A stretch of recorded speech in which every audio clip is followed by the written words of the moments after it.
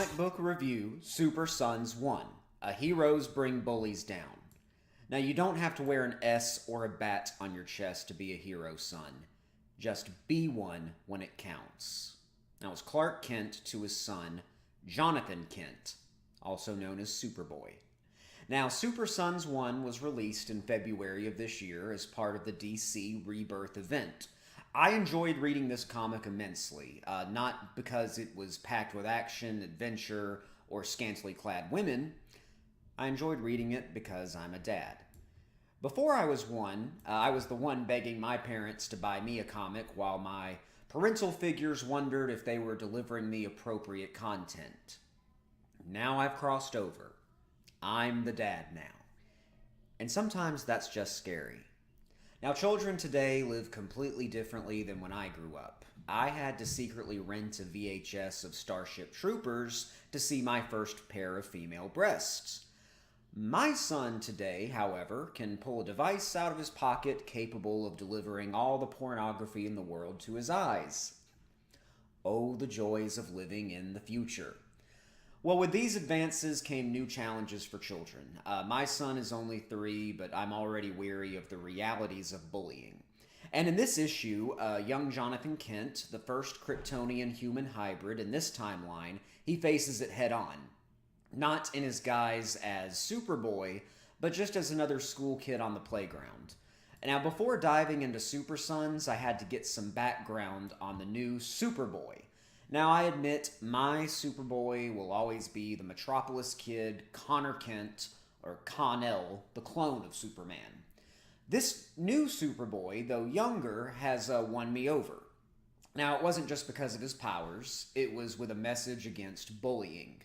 In one scene in the comic, John stood up for his humdrum friends in 2 confrontations with school bullies, first on the bus and then again on the playground.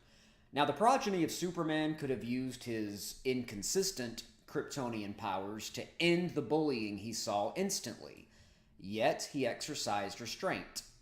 Now, how many of you could have done the same in your youth if you had superpowers? Yeah, that's what I thought. I spoke to my friend and fellow author James Gatz about the subject of bullying. Now, James wrote the book on this subject, literally, and James said of Superboy, Superboy represents a rare type of bystander who intervenes, namely one who is neither afraid nor threatened by the bully.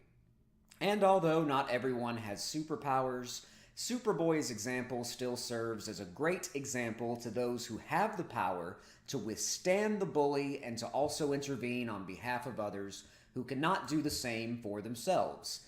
In other words, effective bystanders don't always have to be the overmatched underdogs. That was James Gatz on bullying. Now, Superboy's parents definitely took out a page of James' book on bullying. Later that night, the Kents gathered for a family game night. Now, regular family gatherings and communication are, I believe, an instrumental tool in the fight against bullying. When families hide behind devices at home, isolation becomes the evening routine.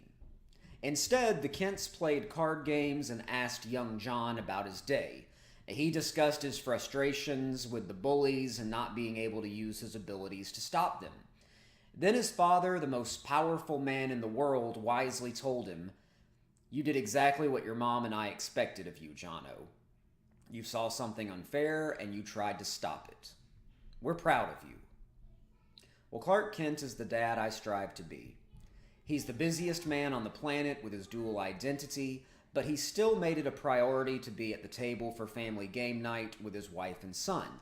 And he's not just phoning it in either. No, he takes the time to ask his son about his day, his thoughts, and most importantly, about his fears. Now, this put Jono in a comfortable environment where he can express himself to both parents. Lois chimed in with her Pulitzer-winning advice as well. She said, "Someday, one of your school's friends who saw you stand up for Alan is going to stand up for someone else. Then it just keeps going until the bullies realize no one's going to turn a blind eye anymore." Well, thank you, Mrs. Kent. Or is it Lane Kent? She always struck me as a hyphen-type gal. Either way, she's right. Bullies thrive on isolation and silence from their victims. Now, John made sure the bullies were exposed and made his classroom safer, all without the use of heat vision. Hey, speaking of heat vision, John nearly used it in the next panel. He was awoken from his sleep by a young man who may lean more towards being a bully than the young Superboy. Now, this late-night visitor was born into a considerably larger house and trust fund than the working-class Kent family. It was Damian Wayne, also known as Robin, paying young John a visit long after bedtime. So John awoke with a start and let Damian know he could have blasted him into next week with just a glance from his eyes. Damian responded with his normal degree of class and humility against a stronger opponent. He said, "And I would have dodged your blast and incapacitated you with a well-placed kick to the solar plexus." Damian's attack on his friend, however, would only be successful if Superboy's Kryptonian invulnerability had not manifested in that situation. So far in the story, John's powers have been inconsistent. They normally emerge when he is under stress or put in danger. Now, Superboy can leap with large bounds, but makes it clear in the next panels he cannot fly. This makes sense. His own father was a full Kryptonian, couldn't fly either until he was much older. So his body has to absorb years of solar sun radiation to be capable of self-sustained flight. Now, Robin convinced Superboy to disobey his parents and go out in the night for a little exploring. Superboy had to mention they were committing a crime by breaking and entering when they arrived at LexCorp Tower that night. Superboy fed the universal line that someone in a comic book never should say: "We're gonna get in a lot of trouble."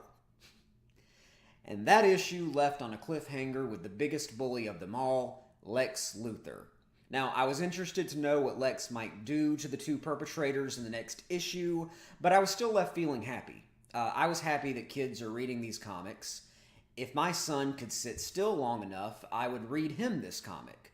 Now, the real heroes aren't the ones in capes. They're the ones willing to stand up for the little man against the big man. The intervention doesn't have to be physical. An effective bystander doesn't have to have superpowers. I hope the series continues in this positive direction for a younger readership, and I look forward to reading it to my own son one day soon. Comics!